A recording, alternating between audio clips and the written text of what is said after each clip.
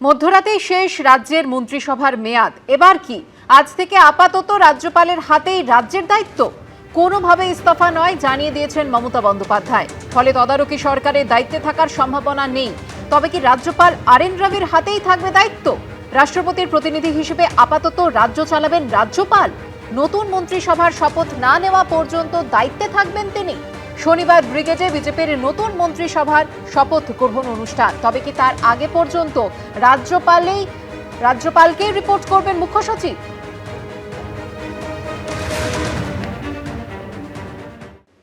আলিপুরদুয়ারে পঞ্চায়েত দফতর থেকে টোটোতে করে ফাইল পাচার।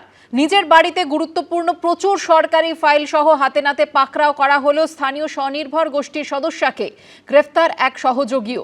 অডিটের কাজের কারণে বাড়িতে ফাইল এনে রেখেছিলেন বলে দাবি করেছেন মূল অভিযুক্ত।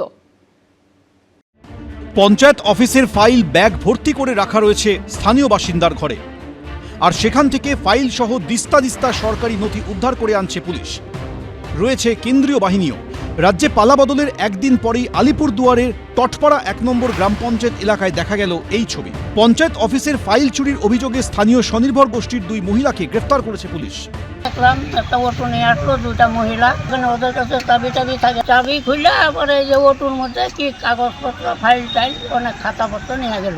অভিযোগ, মঙ্গলবার এলাকার পঞ্চায়েত অফিস থেকে এই গুরুত্বপূর্ণ ফাইল ও নথি নিয়ে এসে ঘরে লুকিয়ে রাখেন স্বনির্ভর গোষ্ঠীর সদস্যা দীপালি দাস। অভিযোগ, ফাইল পাচারে তার সঙ্গী হন স্বনির্ভর গোষ্ঠীর সদস্যা রাখি রায়। স্থানীয় বাসিন্দাদের একাংশের অভিযোগের ভিত্তিতে মূল অভিযুক্ত দীপালির বাড়িতে অভিযান চালিয়ে সেই ফাইল ও নথি উদ্ধার করে পুলিশ ও কেন্দ্রীয় বাহিনী। ২ অভিযুক্ত দীপালি দাস ও রাখি রায়কে গ্রেফতার করে শামুকতলা থানা। দীপালি আর রাখি আমাদের সেলফের যত কাগজপত্র ছিল সমস্ত ওর ঘরে পাওয়া গেছে। আমরা প্রশাসন নিয়ে এসে সেই কাগজপত্র উদ্ধার করছি। ওরা আমাদের সমস্ত টাকা পয়সা চুরি করছে। আমরা এত মহিলারা এত কষ্ট করে আমরা টাকা সঞ্চয় করে সেইখানে টাকা আমরা জমাচ্ছি।